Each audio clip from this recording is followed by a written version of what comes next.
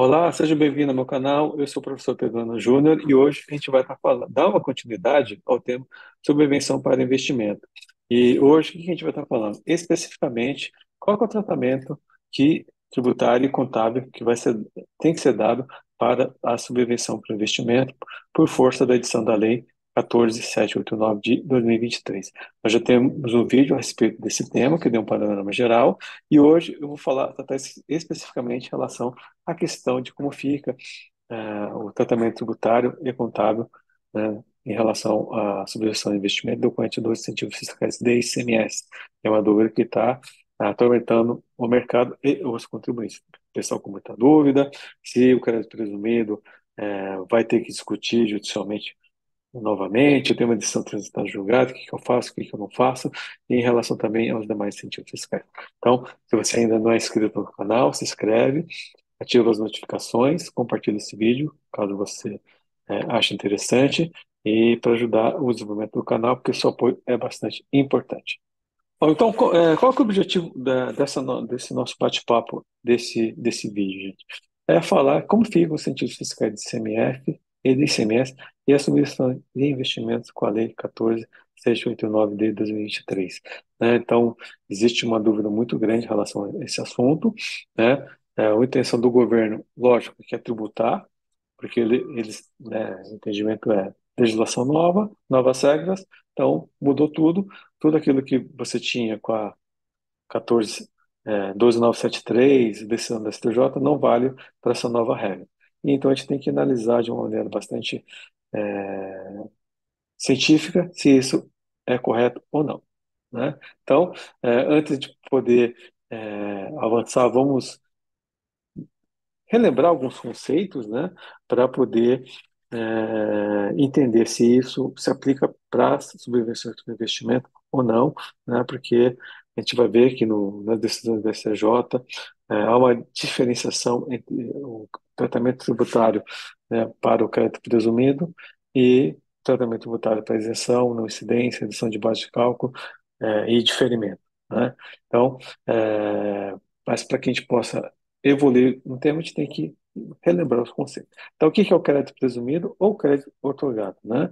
No caso do ICMS, é um mecanismo utilizado pelo Estado, pelo Distrito Federal, que são os entes competentes para poder cobrar o ICMS, enquanto a reforma tributária não extinguir o ICMS totalmente, a gente tem esse período de transição, vamos lembrar disso, para desonerar o contribuinte da carga tributária incidente na operação praticada. Não é um crédito vindo diretamente da entrada de mercadoria, tributada pelo ICMS, estabelecendo apenas uma presunção de crédito de ICMS sobre valores apurados com base nas operações efetuadas pelo contribuinte. Então, o que acontece? Não é o crédito gerado na operação de entrada, porque na operação de entrada tem o crédito, né, decorrente daquela operação. Só que o Estado, para poder incentivar os contribuintes a ir para aquele Estado, a desenvolver suas atividades para estar lá, é, mais operações, com operações, o que que ele concede? Concede um crédito presumido. Ele te dou algo a mais. Ele te dou um valor a mais para você utilizar e você poder compensar quando você fizer o pagamento do ICMS, quando você vender o produto, né? Então, esse crédito presumido vai gerar um ativo por parte da o reconhecimento do ativo por parte da companhia, cuja contrapartida vai ser uma receita no resultado ou uma redutora de custo. Então, esse valor, né, seria uma subvenção para investimento, porque teria como finalidade a expansão, a implantação de determinada empresa lá naquele estado, e por força disso, ela não seria uma receita tributável, por força do que determina a Lei 12.903 de 2023. Né? Ou na verdade, por força do entendimento do STJ, né, que a gente vai falar dessa decisão, entendeu que isso, a tributação violaria o Pacto Federativo. Aí nós temos a isenção. O que que é a isenção? É definido como dispensa legal do pagamento de tributo, sendo hipótese de exclusão do crédito tributário de acordo com o CTN. Sendo assim, apesar do ente tributante ter a competência para instituir determinado tributo, através de uma lei específica, ele opta pela dispensa do pagamento em determinadas situações. Então, ocorre o fato gerador, dando causa de incidência do imposto e surgimento do crédito tributário, mas por força de lei seja possível ficar dispensado do pagamento. Então, o que que é isenção?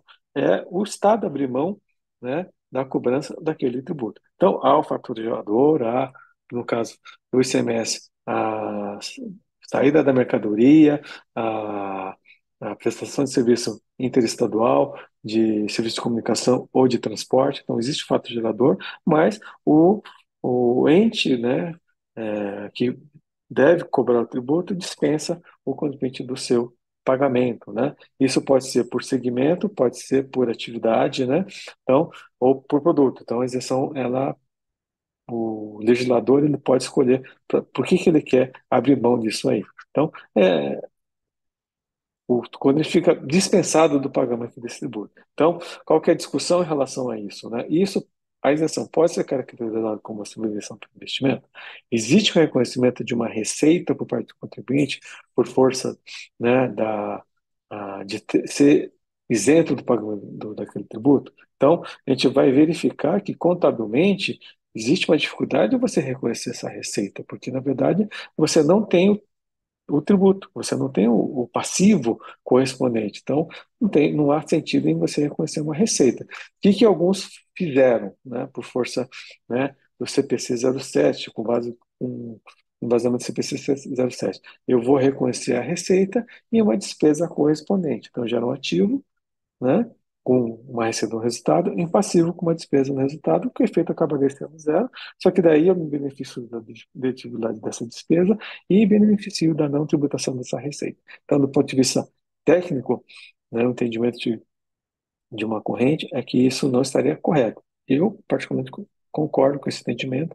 Então, não faria sentido fazer o reconhecimento desse passivo desse ativo por força da isenção, né? Então, isso, apesar de poder ser entendido como uma subvenção para investimento, não tem como você reconhecer essa receita. Então, quem fez isso teve alguns problemas, né? E aí o STJ fala que você até poderia se beneficiar, né, da não tributação desde que você contabilize isso como reserva. Então a gente tem um problema, né, tem um problema aí técnico de reconhecer essa receita e temos o problema do passivo, né, que já é uma despesa que você teria um problema da dedutibilidade, porque essa despesa não existe.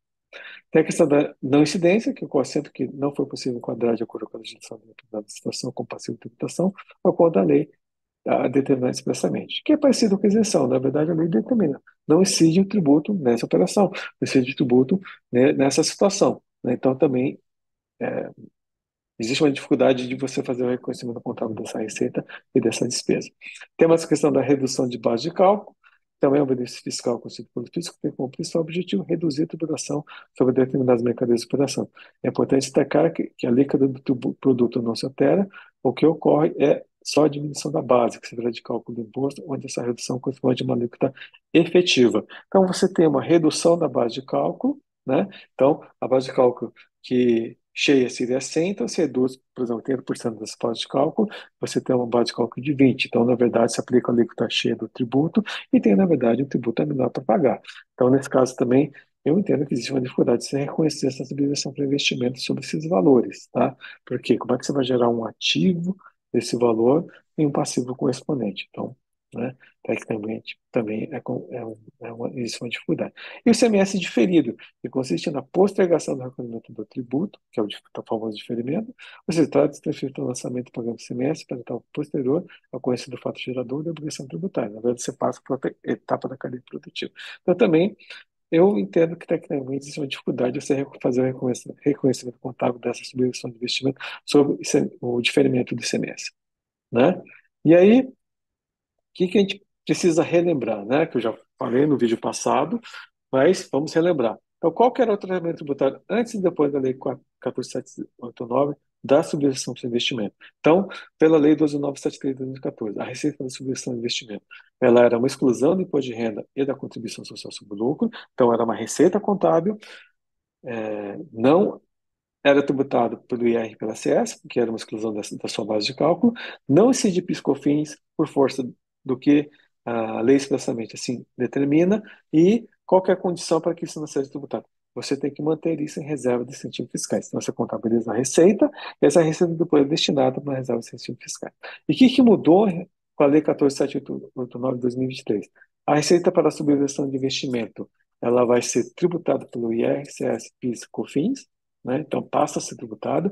Em relação à tributação do PIS e da COFINS, existe, eu acho, uma discussão em relação a isso, porque isso não seria uma receita nova, não se representaria um ingresso de receita nova, portanto, não, eu entendo que não seria tributado pelo PIS e pelo COFINS, né? Mas a Receita entende que a lei, né, 14789, deveria tributar. E para poder compensar a tributação desses valores pelo ISS e PIS/COFINS, você pode gerar um crédito fiscal sobre essa receita, né, aplicando a alíquota de 25%. E aí tem uma questão de problema do cálculo, que é só a receita vinculada à depreciação, então isso dificulta um pouco o cálculo desse crédito, né? A lei não fixa mais a necessidade de manter isso em uma reserva de incentivo fiscal, né? A única coisa que determina que você deve destinar ou não para reserva de incentivo fiscal é o artigo 195A da Lei das SAs, mas não é uma obrigação, é uma opção da sociedade, né? E você tem que habilitar esse crédito junto à Receita Federal do Brasil, né? Para poder, a subvenção, para poder ter direito a ter esse crédito para poder fazer a compensação. E esse crédito pode ser compensado ou pode ser objeto de ressarcimento ou de restituição. Então, em linhas gerais, é o que mudou, né? Antes e depois da Lei 12.973 de 2014. E aí, como é que é a contabilização da subvenção para investimento? Então, é, com a Lei 14.789, mudou alguma coisa em relação à contabilização? Não. Você vai continuar se baseando no que determina o CPC 07, né? Então, do Comitê de Procedimentos Contábeis, e essa receita de subvenção para investimento. Se você gerar o ativo, vai ser uma receita no resultado, então transita para o resultado, e posteriormente você vai contabilizar destinar esse valor como reserva de incentivos fiscais. Então, é isso que determina o CPC 07, não mudou nada até a data da, da gravação desse vídeo. Em relação ao crédito tributário da subvenção, né, esse ativo que está sendo gerado, né, através da aplicação da alíquota de 25% sobre a receita da subvenção, ele vai gerar um ativo esse, né, que vai ser classificado como crédito tributário, então crédito de distribuição para investimento, cuja contrapartida é uma receita no resultado ou uma redutora de custo, né? Então, e essa receita, por força do que determina a Lei 12.973 de 2023, não é uma receita tributável para imposto de renda, para contribuição social, para o FII, pela COFINS. Então, basicamente, é a forma de contabilização que a gente tem dessa subvenção para investimento. Então, a contabilização não muda nada da receita da subvenção, CPC 07, e o ativo que eu estou gerando. Eu vou contabilizar com ativo cuja contrapartida é uma receita no resultado, receita essa não tributável. E aí, né, o que é importante a gente discutir? A questão da tributação ou não do crédito presumido de ICMS ou das demais receitas de distribuição de investimento. Isso deve ser tributado por força do que a Lei 12.903 de 23 foi criada. Então, vamos relembrar o que o STJ decidiu no RESP 1517.492. Então, o STJ decidiu que o crédito presumido de ICMS não acompanha a base de cálculo do IRPJ e da CSL, né, porque isso violaria, né, o Pacto Federativo. Então, o STJ baseia sobre a possibilidade da União retirar por via oblíqua o incentivo fiscal que o Estado-membro do exercício de competência tributária otorgou. O Estado-membro concedeu incentivo fiscal relativo ao tributo de sua competência, está exercendo para que detém plena autonomia. Por outro lado, a União, ao buscar tributar benefício fiscal concedido pelo Estado-membro, passa a intervir na autonomia estatal em clara invasão da competência acarretada ao princípio federativo. Então, por força do Pacto Federativo, a União não poderia invadir a competência do Estado e querer tributar um incentivo que o Estado concedeu, porque isso, na verdade, está estimulando, né, o desenvolvimento daquela região. Né? E o julgamento do recurso não levou em consideração o artigo 30 da Lei 12.903 de 2014. Né? A discussão foi antes disso. Então, por força desse entendimento, que seria uma exceção de imunidade tributária, o crédito presumido de ICMS não seria tributado, né, na vigência da Lei 12.973 de 2014. Isso muda alguma coisa em relação à Lei 14.793 de 2014? Eu entendo que não. Por quê? Primeiro, essa decisão foi julgada sob a vigência, antes da Lei 12.903, portanto, a sua revogação não afeta o entendimento do STJ, entendo que não, né? Ah, professor, tem uma decisão transitada de julgado. Isso manifesta, né, em relação a até 2020, 2023? Não, a partir de 2024. É, podemos falar em coisa julgada? Artigo 5º, eu entendo que não, que isso daria margem a uma nova discussão. Então, você tem dois caminhos: espera ser autuado e discute isso na esfera administrativa e depois vai para a esfera judicial, ou se antecipa e já se previne e discute isso judicialmente, né? Pleiteando a manutenção desse entendimento do STJ, porque eu entendo que ele ainda se mantém, e a doutrina, a sua grande maioria, entende que sim. Em relação aos demais incentivos fiscais, né? Então, o RESP 1945-110 do STJ, né, julgou, né, entendendo que crédito presumido do ICMS mantém o entendimento do RESP 1517-492, violação do Pacto Federativo, espécie de comunidade tributária, e, portanto, não tributa. Né? E em relação aos demais benefícios fiscais, ou seja, redução de base de cálculo, isenção, redução de alíquota, diferimento, entre outros, poderia-se não tributar desde que o contribuinte mantenha isso em reserva, né, no patrimônio líquido. Então, apresenta um resultado como receita e mantém em reserva. Então, se o contribuinte fizer isso, não teria tributação. Com a revogação do artigo 30 do 973, então, isso muda um pouco o cenário em relação aos demais incentivos fiscais. Só que a gente tem que evoluir um pouco mais, né? O problema é um pouco mais embaixo. Esses outros benefícios fiscais, como é, eu coloquei para vocês quando a gente estava discutindo os conceitos, do ponto de vista contábil, eu vejo uma dificuldade grande em reconhecer isso. Então, você reconhecer a receita e reconhecer um passivo que não existe, porque a lei te dispensou de pagar aquele tributo, do Estado cobrar aquele tributo, então como é que você vai gerar um passivo, né, referente àquilo? Então, você recebe resolve uma questão do ponto de vista contábil, mas do ponto de vista jurídico tem um problema. Então, eu vejo dificuldade em reconhecimento disso e muitas empresas que fizeram isso foram autuadas, estão tendo problemas para poder regularizar essa sua situação. Então, para poder concluir, em relação aos incentivos fiscais decorrentes do ICMS, o que que muda com a Lei 12.973 de 2023? Em relação ao crédito presumido, entendo que não muda nada, por força do RES 1517 de 492, pela ação do Pacto Federativo. Quem já tem ação judicial, né, que transitou em julgado até 31 de dezembro de 2023, está tranquilo. A partir de janeiro de 2024, eu acho que teria que entrar com uma nova discussão judicial em relação a isso. Né? Aí tem a opção não fazer nada, esperar ser autuado, discutir na esfera administrativa, mantendo o mesmo entendimento do STJ, né, que é forte, ou se prevenir e discutir isso judicialmente. Né? Em relação aos demais incentivos fiscais, redução de base de cálculo, redução de alíquota, isenção de diferimento, entre outros, nós tínhamos o REP 1945-110, que determinava que você tinha que manter reserva de lucros para poder ter o benefício fiscal de não tributação. Com a revogação da Lei 12.973, né, não existe mais a obrigatoriedade dessa constituição de reserva, portanto, existe um regime jurídico novo.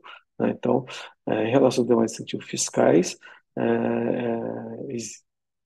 eu vejo que existe uma dificuldade de você manter esse entendimento, né, porque você não tem mais a Lei 12.973 de 2014. Então, teria que ter uma nova discussão judicial para poder tentar refletir o reconhecimento desse benefício. Só que qual que é o grande problema disso? É um problema técnico e você contabilizar essa receita, esse ativo, sendo que você não tem um passivo correspondente, né? Você tem uma não tributação desses valores, um diferimento, uma redução de base de cálculo.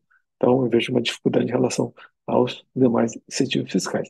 Em relação ao crédito presumido, acho que mantém o entendimento. Em relação aos demais, já não era possível aproveitamento, né, na regra passada, né, e também entendo que não há possibilidade de aproveitamento com a Lei 14.789 de 2023. Então, é isso que eu queria falar nesse vídeo de hoje. Complementar, né, o vídeo que eu trato da questão da subvenção de investimento, a Lei 14.789 de 2023, né, e espero que você tenha gostado. Gostou? Compartilha, se inscreve no canal e vejo vocês nos próximos vídeos. Obrigado, até a próxima.